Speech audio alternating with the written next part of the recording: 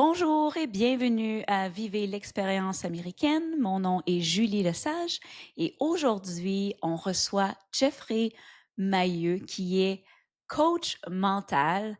Mais qu'est-ce que c'est ça qu'un coach mental? Il va nous en parler bien certainement. Mais la raison pour laquelle je voulais le recevoir aujourd'hui, c'est parce que c'est un des rares qui était capable d'avoir une carte verte avec des aptitudes et des compétences exceptionnelles pour ce qu'il fait. Donc, il va nous en parler. Il a aussi publié des guides, bouquins, par exemple, Ayez une confiance inébranlable, Apprenez à gérer vos émotions et Coaching mental et business. Bonjour Jeffrey, je suis vraiment contente de vous avoir aujourd'hui parce que c'est la première fois que je reçois un Belge. C'est rare que je travaille avec des Belges. Je travaille avec beaucoup de Français, mais c'est la première fois pour un Belge. Donc, bienvenue dans Vivez l'expérience américaine. Puis, moi, j'aimerais savoir, je pose toujours cette question-là parce que ça m'intéresse vraiment. Il y a toujours un moment où vous vous dites, ben, les États-Unis, pourquoi pas? C'était quoi dans votre cas? Déjà, bonjour et merci de me recevoir. Alors moi, c'est un peu spécial parce que tout date de quand j'étais adolescent ou donc j'étais dans une école où j'apprenais le sport. Et donc j'étais en internat, ce que nous en Belgique on appelle l'internat, donc c'est là où on dort pendant nos études. Et il y a eu une projection de film qui est Retour vers le futur. Et je suis tombé amoureux des États-Unis en regardant ça. Et donc je me suis toujours dit que je finirais aux États-Unis. Et tout est parti de là, en fait. Vraiment, tout est parti de là où j'ai commencé à vouloir partir aux États-Unis, donc j'ai fait mes études. Et puis à 19 ans, j'ai pris la première fois l'avion, pas dire tout seul la première fois, mais pour partir aux États-Unis avec un ami pour justement découvrir les États-Unis, Miami. Et vous avez apprécié les États-Unis pour y déménager. Alors non, alors non, parce que Miami, c'est très spécial. Et donc, j'ai dû attendre l'année d'après pour aller dans le Maine, dans de la famille qu'on avait dans le Maine, et pour vraiment apprendre à connaître le réel États-Unis, on va dire ça comme ça. Pas celui des cartes postales, mais celui de la vraie vie. Et là, j'ai appris. Donc, quand vous êtes venu aux États-Unis la première fois, parce que je connais un peu votre histoire, mais vous êtes venu en étant un homme d'affaires, en fait, donc sur un visa d'investisseur. C'est bien ça? Non, la première fois, c'était en 2012 à Miami de nouveau, mais pour apprendre l'anglais. Donc, j'avais un centre psychiatrique avant que j'ai vendu tout en faisant des études de coaching mental. Et de là, je me suis dit que pour travailler avec des sportifs professionnels, des acteurs, des chanteurs et des businessmen, je devais parler anglais. Et donc, ce que j'ai fait, j'avais le choix entre Londres ou Miami pour apprendre l'anglais. Ben, j'ai préféré Miami parce que le soleil, voilà. Oui, c'est vrai, en effet.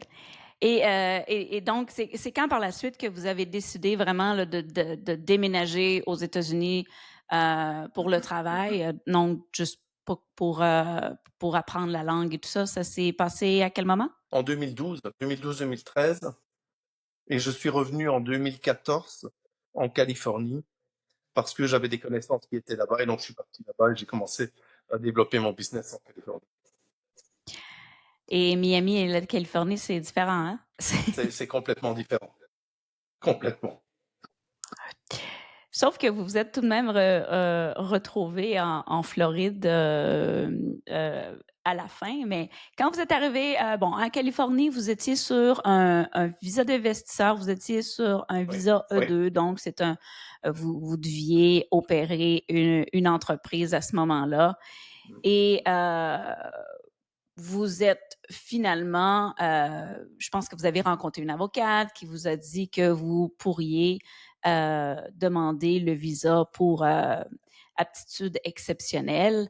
Comment ça a pris de temps, là, le processus entre le E2 puis recevoir la carte verte pour aptitude professionnelle?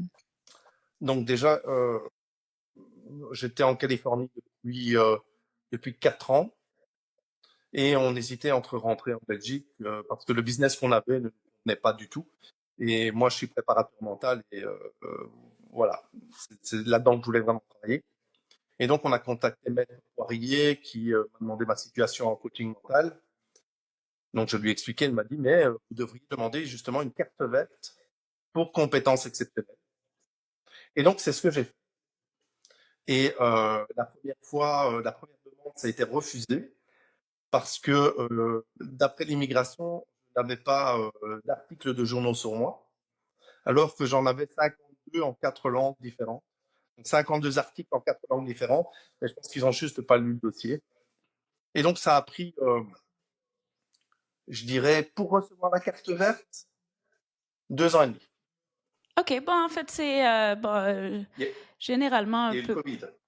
Ouais, ah, OK. C'est pour ça. Il Non, faut mais mettre le Covid généralement, c'est dedans. ça, à peu près 2 ans, là, c'est à peu près dans les temps. Donc, 2 ans, quelques pour avoir votre visa.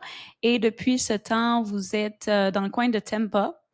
Oui. Et avant qu'on parle de ce que vous faites, parce que c'est quelque chose qui m'intéresse vraiment, je voulais vous parler, euh, vous poser la question aussi sur le choc culturel. Parce que même pour nous, là, bon, je suis québécoise, donc je suis américaine là, au sens du mot, l'Amérique, mais j'ai eu quand même un choc culturel quand je suis arrivée au Texas. Est-ce que c'était la même chose pour vous? Gros choc culturel? Alors, je vais pas dire gros choc culturel parce que je connaissais les États-Unis je venais en vacances tous les ans en décembre. Je venais en Floride, donc je connaissais les États-Unis. Je savais comment ça fonctionnait. Maintenant, tout est différent ici par rapport à l'Europe.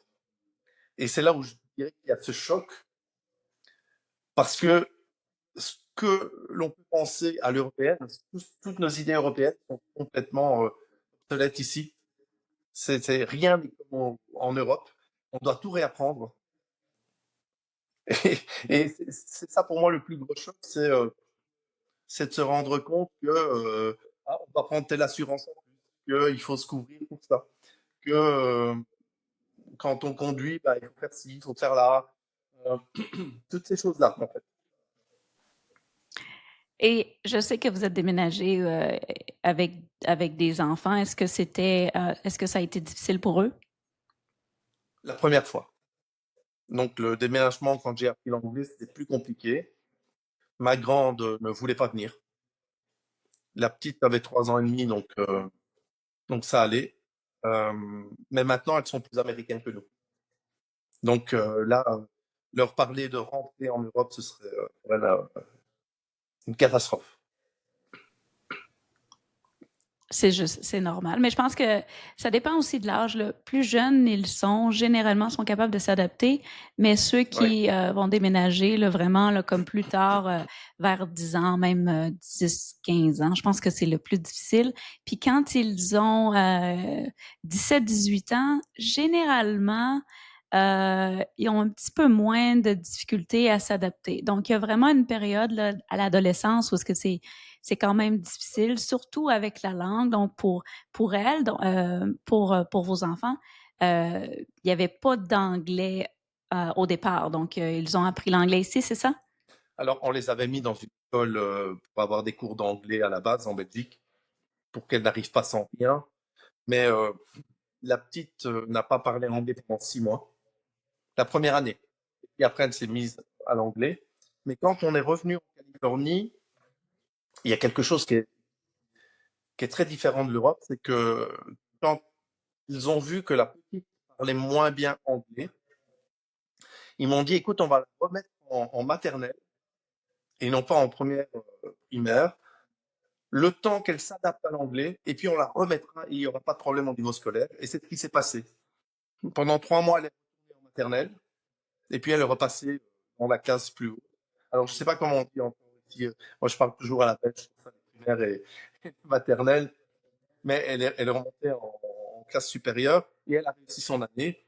Et maintenant, elles sont super bien adaptées. Ma grande fait des études de vétérinaire ici. Ma petite termine ses années ici. Donc, c'est nickel.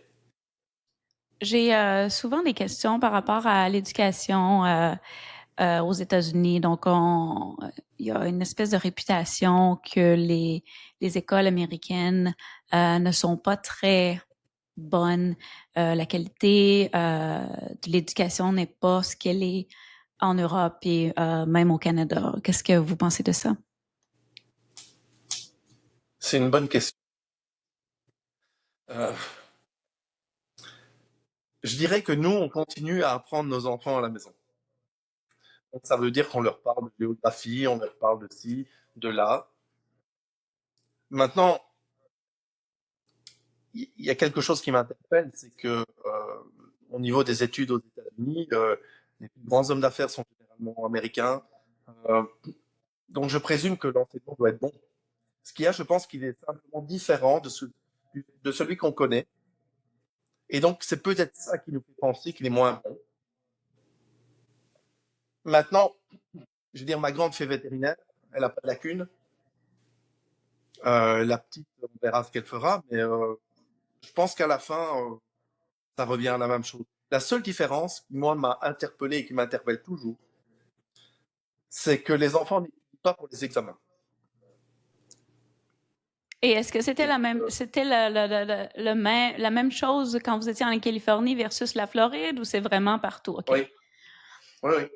Et elle réussit ici et là-bas. Parce que moi, bon, je suis au Texas, mais puis j'ai souvent cette question-là, puis j'ai vraiment souvent ce commentaire-là. Et donc, mais moi, j'ai pas vraiment vu ça ici. C'est pour ça que je pose souvent la question, est-ce que c'est dans tous les États ou c'est généralisé là, à travers les États-Unis? Mais bon, j'ai pas vraiment eu... en tout cas, j'ai jamais eu de mauvaises expériences, même que j'ai eu de très bonnes expériences avec mes enfants. Donc, j'ai pas vraiment ce sentiment-là. Là. Oui, moi aussi, mon enfant, je veux dire, mon site d'enseignement était si mauvais que ça. Je pense qu'ils ne pourraient pas faire ce qu'ils font. Et donc, et la mienne, la grande est venue avec une base européenne, et maintenant sur une base, pardon, pas sur une base, sur la finalité américaine. Mais oui, je pense que les études sont correctes. Est-ce que c'est un avantage de parler français en habitant aux États-Unis? Non, je pense pas. Vous n'avez pas un traitement plus prestigieux, donc c'est ce qu'on voit souvent, c'est que le français c'est une langue noble, donc les gens respectent beaucoup plus cette langue-là que les autres. Vous n'avez pas eu ce sentiment-là? Non, j'ai pas senti ça. Alors quand j'étais en Californie, j'étais dans, on va dire une petite ville dont tout le monde nous connaissait. On était les Belges de la ville, donc on faisait peut-être un peu plus attention à nous. Mais c'était une petite ville, donc pas comparable avec ici. Et ici, j'ai pas senti, non, j'ai pas senti de différence. Et puis bon, il y a plus notre accent maintenant. Oui, on parle français à la toujours. C'est une obligation le français. Et les filles sont obligées de parler entre elles en français. Il y a que quand on a des petits copains à la maison. J'en ai une qui refuse de parler français, mais bon, on se parle en français à la maison, mais elle répond en anglais. Donc, puis j'ai souvent entendu ça. Ben, faut dire aussi que ma fille, elle est née ici, donc elle a toujours vécu avec euh, son entourage en anglais. Donc, pour elle, le français, c'est compliqué. Moi, j'ai ma petite fille qui fait un mot sur deux en anglais. Hein. La dernière fois, je me suis fait compter pendant la conversation des mots en anglais. C'est assez marrant. Mais on oblige le français à la maison. Non, je pense que pour moi, c'est un avantage de parler une autre langue, même si c'est le français. Ouais, ouais. Je voudrais tellement pas perdre cette culture-là. C'est super important. Donc, c'est bien que vous continuez de parler français à la maison. Donc là, je veux qu'on parle de c'est quoi ça, un coach mental. Donc, moi, là, dans ma tête, parce que je sais que vous travaillez avec des athlètes, avec des hommes d'affaires, bon, en fait, avec n'importe qui veut vraiment euh, améliorer ses compétences et tout ça, mental. Dans le cas des athlètes, parce que moi, quand je pense à quelqu'un qui aurait besoin de vos services, je pense souvent à quelqu'un comme Simone Biles, que vous connaissez. Connaissez-vous Simon Biles? Oui, bien sûr. Pour une gymnaste américaine, en fait, qui vient du Texas. Et pendant les Olympiques, il y a quelques années, elle a pas très bien performé, puis elle a dit qu'elle avait eu ce qu'on appelle en anglais les twisties. Donc, c'est comme si, bon, ça peut être dû à plein de choses, ça peut être dû à des blocages, ça peut être dû à du stress. Puis il y a un autre terme, je pense, pour d'autres sports, le yips, je pense, pour le golf, le baseball. C'est vraiment comme une sensation qu'on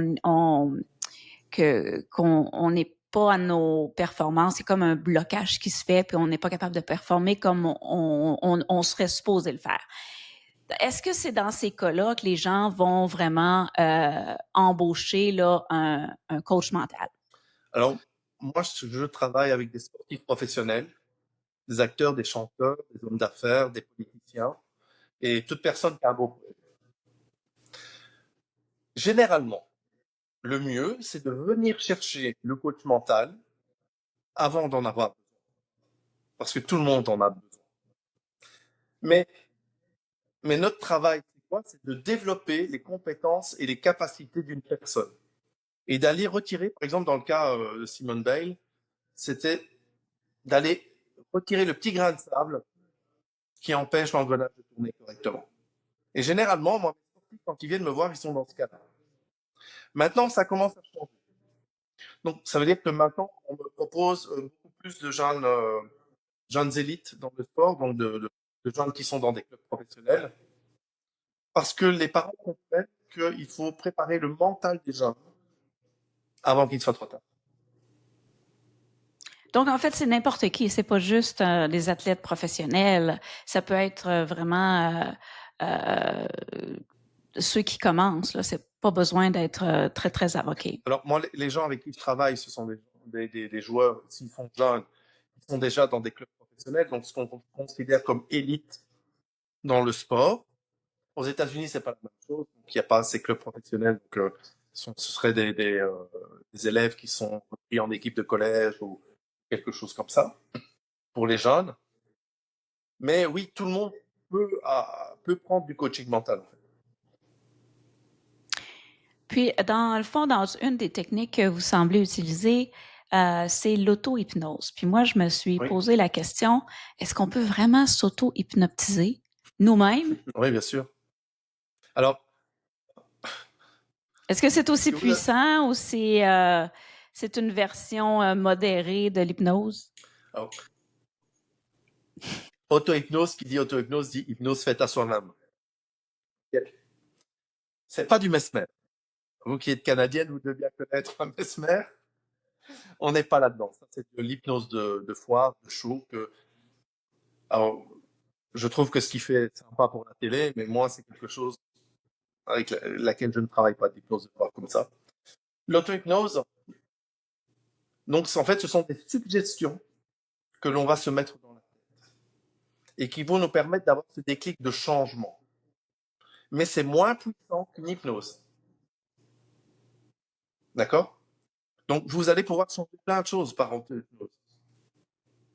La régulation. Oui? Un exemple concret.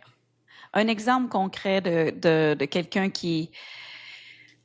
on peut parler d'ici d'un athlète, OK? Un athlète qui aurait besoin d'auto-hypnose. Ça serait dans quelle situation, par exemple? Alors, pour un athlète, on va plus parler de visualisation positive. D'accord? Donc, on va, par exemple, lui décortiquer le geste pour arriver au geste parfait. Alors, quand je donne des formations, je passe une vidéo d'un de mes basketteurs professionnels qui est au lancer franc et qui shot les yeux fermés. Pourquoi? Parce que le corps, le cerveau connaît le geste parfait et donc va le reproduire. Et donc, avec l'hypnose et la visualisation, ce qu'on va amener, c'est le cerveau de l'athlète à reproduire le geste parfait qu'il a déjà fait. Tout à l'heure, j'ai travaillé avec un athlète et justement, on a discuté de son match. Je lui faisais revoir les passages négatifs qu'il avait vécus pendant le match et lui faire changer au niveau du cerveau en passage positif. OK. Donc, je donne un exemple ici. Bon, ma fille, en fait, elle fait de la gymnastique de Comme la mienne. compétition. Puis, Ouais. elle était arrivée à la maison, puis elle me disait, Maman, là, je suis pas capable de faire, je me rappelle plus quel mouvement, parce que mon coach me dit que j'ai un gros blocage. Puis c'est probablement dû à parce que je me suis fait mal quand je l'ai fait à un moment donné. Puis là, je suis juste plus capable de le reproduire. Donc, dans ce cas-là, on pourrait utiliser l'auto-hypnose pour remettre en fait le avant, donc quand tu étais capable de le faire, donc de, de visualiser le mouvement parfait, puis je sais pas comment on peut enlever l'espèce de crainte, de peur, de traumatisme qui s'est créé avec le fait qu'elle s'est blessée. Tout à fait. Alors, c'est un sujet que je connais bien parce que ma fille a fait de la gymnastique de haut niveau. Et donc, j'ai bien connu ça. Et donc, on va d'abord commencer par de l'hypnose. Pour lui refaire revivre le mouvement. Et puis après, changer ce mouvement en réussite. Retirer les petits blocages qui l'empêchent de refaire ce mouvement. Et après, on va lui donner un exercice d'auto-hypnose qui va lui permettre de se mettre dans les conditions du sport. Donc, ressentir le stress, ressentir le bien-être, ressentir tout, entendre les sons, sentir les odeurs et reproduire elle-même ce geste jusqu'au moment où ça fonctionnera. Alors, il faut savoir qu'il faut à peu près entre 3 et 6 mois pour que le cerveau change. Oh, OK. Donc, le coaching mental n'arrivait pas à avoir un coach mental en disant je veux un changement. Comme ça, il n'arrivera pas. Donc, c'est vraiment, là, ça se fait sur C'est plusieurs. un travail à long terme, bien sûr. C'est un travail à long terme. Est-ce que c'est un travail, est-ce qu'il faut faire ça chaque jour? Alors, moi, mes athlètes, généralement, je les ai une fois par semaine. OK. OK. Généralement. Et dans le cas, parce que là, on parlait des athlètes, mais je sais aussi euh, que vous travaillez avec des gens d'affaires. Ça serait quoi le problème ou le blocage qui permettrait, de- en travaillant avec vous, de débloquer puis d'améliorer les performances chez quelqu'un qui travaille. Tu sais, bon, pour l'athlète, on est capable de voir performance, bon, parce que tu sais, tellement de trucs impliqués, mais pour un homme d'affaires, qu'est-ce que ça représente d'avoir des blocages? Qu'est-ce qu'ils sont pas capables de faire pour avancer? Alors, chaque personne est différente, il faut le savoir. Donc, chaque homme d'affaires va avoir son blocage, il va être différent par rapport à l'autre. Alors, la première chose, c'est d'écouter ce qu'il raconte et de rentrer en conversation avec lui, de lui poser des questions. Et à force de lui poser des questions, il va commencer à avoir comment je vais dire, un mode de remise en question où il va changer sa manière de travailler. Par exemple, pour donner, j'ai deux anecdotes de quelqu'un qui est dans la finance et cette personne dans la finance me dit quelque chose, je lui parle et tout d'un coup, elle a une étincelle et elle me dit, ah ben là, tu viens de me faire gagner 50 millions de dollars. Tout simplement parce que c'était une piste qu'elle n'avait pas explorée, parce que le cerveau refait toujours les mêmes choses, ce qu'on appelle la PNL, il reproduit toujours les mêmes erreurs. Et nous, ce qu'on fait, c'est qu'on va travailler, retirer le petit grain de sable et qu'on reproduit au qu'on bloque, et on va permettre au cerveau de travailler différemment. J'en ai un autre que j'ai rencontré dans l'avion qui m'a dit j'ai besoin de quelqu'un comme toi. J'ai ma société qui fait des millions, mais aucune qui fait 1 milliard. Oh! Chacun ses problèmes, moi je dis. Hein. Oui, c'est ça. Et donc, on a travaillé sur ça. Et maintenant, il a une société qui fait 1 milliard. Et donc, juste de travailler avec un coach mental, en fait, ça peut vraiment aider à débloquer. Puis ça permettrait à ces gens-là de vraiment augmenter leurs revenus juste. Ah, c'est certain. C'est certain. Et en fait, on reproduit toujours les mêmes erreurs. Et donc, nous, on va permettre à la personne de penser différemment et de voir parce que tout business peut fonctionner. Et pourquoi ils font venir nous voir quand il est assez tôt?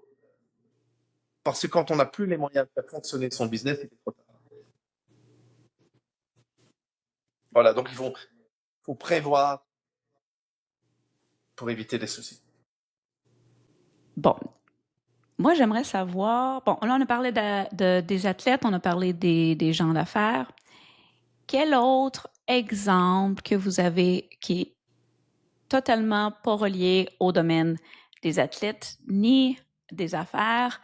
Quelqu'un qui avait vraiment besoin d'un coach mental, puis que ça l'a changé sa vie. Bon, bien entendu, je veux pas avoir l'histoire au complet, mais j'aimerais avoir les grandes lignes. Euh, qui a changé sa vie grâce au coaching mental. Bah oui, c'est un peu à voir avec le sport et un peu avec les affaires. En fait, on m'a proposé il y a quelques années de devenir parrain d'une académie de basket. Et donc, mon pays d'origine. Et j'ai accepté parce que j'estime que tout le monde a le droit d'être coaché. Et voilà. Et donc, j'ai eu un gamin de 14 ans qui est arrivé et qui, je me rappelle, s'est mis à pleurer en me parlant. Et je me suis dit, mais qu'est-ce que je vais faire de lui? Parce que c'était pas du tout le style de personne avec lesquelles je travaillais. Un tout jeune, donc on verra pas dans sa manière de parler, on peut pas être aussi rude qu'avec un homme d'affaires. Eh bien, ce gamin-là est parti dans un club de première division donc de sport grâce au coaching mental. Et puis, on en est arrivé aussi à la conclusion qu'il était plus fort dans sa tête pour les études que dans le basket. Et donc, on a changé totalement notre manière de travailler. Et maintenant, il est en dernière année de finance. Et donc, sa vie, elle a complètement changé dû au coaching mental. Et je suis en train d'écrire là un livre justement pour développer les capacités mentales des jeunes athlètes. Et dedans, quelques témoignages, il y a lui. Et il le dit clairement dans le témoignage que ça a changé complètement sa vie. Oui, j'ai vu. Vous savez quand ça va être publié, ce bouquin? Je pense le sortir au mois d'octobre. Au mois d'octobre, OK. Oui, parce que j'avais vu, puis moi, en fait, ça m'intéresse parce qu'en fait, en plus, sur la page couverture, C'est ma fille. oh, c'est votre fille! C'est ma fille. C'est ma fille. Bon, donc, c'est certain que je vais le lire. Certain, certain. Maintenant, attention. Un livre ne change pas le coaching mental.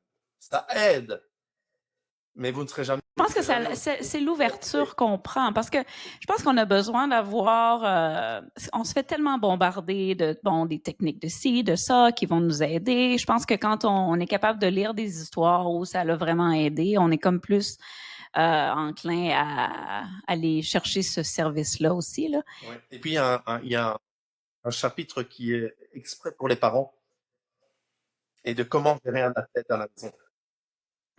Ben ça va être très bon parce qu'il y a des journées où est-ce que c'est difficile ou tu sais la journée de la compétition c'est comme tellement c'est pas drôle.